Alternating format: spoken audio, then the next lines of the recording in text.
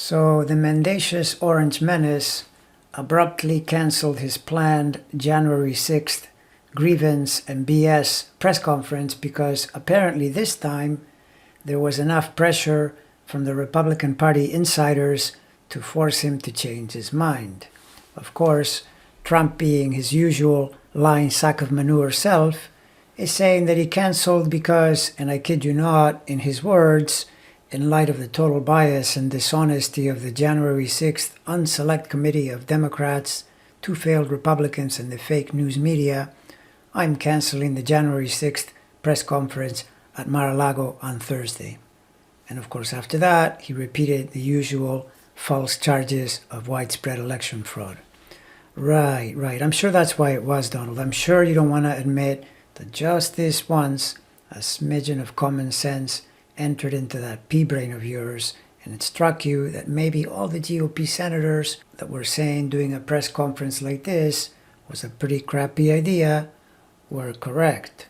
You know, kind of like maybe when they told you back in 2020 not to bring up drinking bleach as a COVID treatment, but then of course you chose not to listen and it didn't go so well.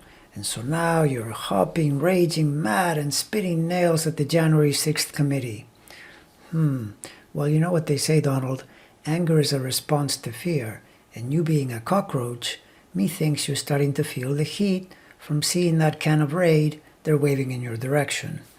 And then you follow this with an announcement of a January 15 rally in Arizona, where you are, of course, going to bring up all your conspiracies and grievances.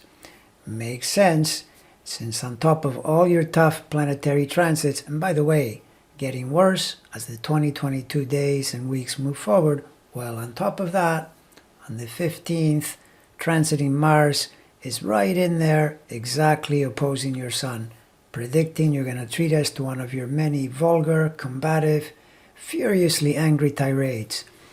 And as for the rest of the astrological January 15, perfect. As usual, you show us how to walk straight into a ditch.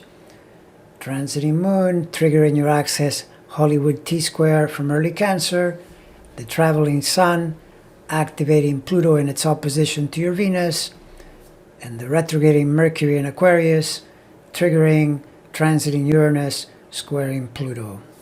Not good astrology. This looks to me like you're doing your usual fascist wannabe routine, but in the final analysis, amounting to yet another self-inflicted wound.